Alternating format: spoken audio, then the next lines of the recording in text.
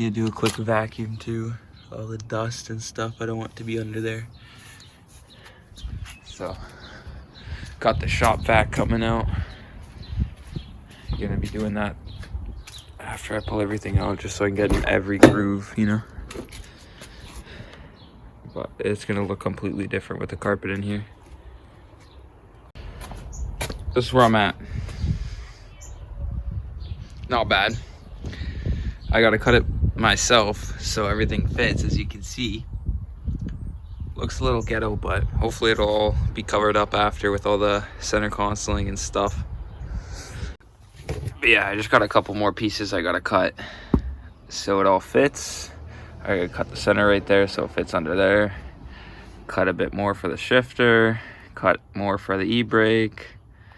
For the rails here, for the seats to bolt in. Little things like that foot pedal. Gotta take off and put on. Yeah, it's annoying. I kind of wish they came pre-cut, but there's probably an easier way I could be doing this. Or something's online somewhere that can like show you where exactly to cut and how to measure, yada yada yada. I'm just freehanding it, so that's what I'm doing. See if this fits. Carpet's pretty much in. Just gotta put those in the back. They clip into some holes back here with just some normal clips. Yeah, this was a struggle and a half. But got the carpet in and the center console and the seat. Now I just got to get this seat and put this back and we should be good, honestly. I need to rivet like this part under here because it's not, but carpet should hold for a bit like that. Looks good though. So front looks pretty good except for that right there. I need to put the panel there, and I need a new trim piece so I can hold the carpet actually.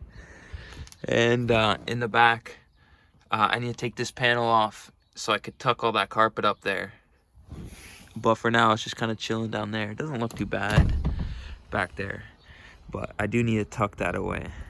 But I might try and find this panel right now, put this in. I got the pedal there. Man, cutting these things out, horrible. All work. So it's just, I wish they just came already cut out, lie it down, put it in good. But all right, hear me out now. Looks a lot better. A lot better. I got those panels in. I need my ECU out just because I want to put Honda on it very soon. So don't want to be ripping everything apart again. But with the panels on, a couple creases here and there, but overall it looks very good now. I'm actually impressed. You see right there? Yeah, so it's broken off and I get a lot of rattling. So gotta fix that. All right, well, I didn't get to film it. I was in a rush yesterday, but that's what I managed to do. It's really secure, like it's not moving.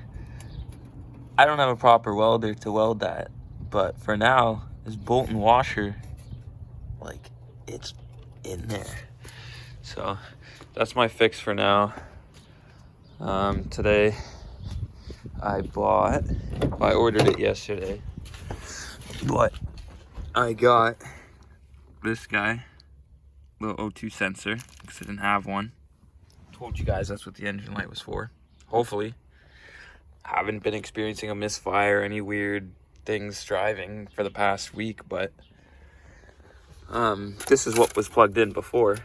So they clearly just cut the O2 off, or well, I guess I did before, so it wasn't reading anything. Now it's actually reading something. Not really, it's out of the car, but there's an O2 actually plugged in the car. So car's actually, I turned it on, the RPM is a little different. It like jumps up and down because it's actually trying to read something right now with the O2 in. Before it was just like, oh yeah, there's a socket but there's no O2. So I'm gonna jack the car up, pop one of the bungs off, or the little nut on the header or the cat, plug that O2 in, run it for like 5 minutes, shut it off, then turn it on again, and see if that's changed any of the RPMs, because it's sitting at about, I'd say, 600 to 800 RPM. I like it to sit at 900 RPM, like idle, but it sits like pretty low, and then when you rev it, it like drops to like 200. So I'd like to see if that'll fix it. But yeah, let's jack this thing up and check underneath, see if we could pop one of those little bungs off and plug that in. Well, never had to experience this, but she's too low. Had to put it on wood. So, gotta jack it up now. Now I can finally fit under here. I didn't think it was that low, and still it's kind of low right now. But I think that's because the lip's hanging a bit low. I didn't mount that exactly properly. All right, so I didn't actually film me doing it because I don't have a tripod. I lost it. So, a little weird, but O2 sensor is in. It's plugged in. So, technically, we should be reading like properly now. I think it goes after the cat, that one. Because there's also that one on top of the header, but I'm not sure if it'll matter before or after the cat, so I don't know. I haven't turned it on yet. We'll see. But while I was messing around, found some water in the trunk.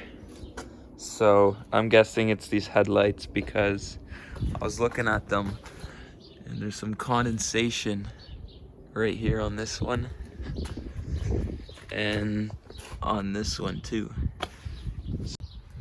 I'm gonna start this thing now.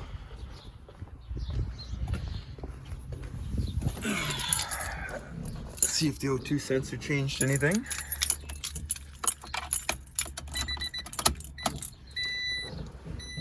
Alright, check over in gear. Or if it made it worse.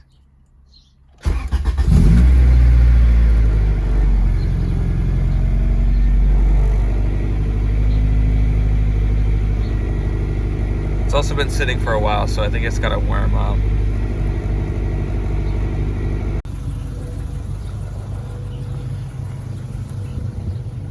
I'm back after I let it warm up for a bit. And I'd say that's a good idle. That's pretty decent. Let's check it.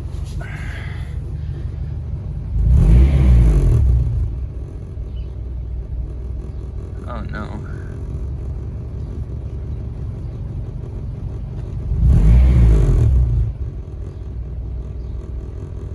Oh no. I'd say that, oh. I'd say that idle's even lower now.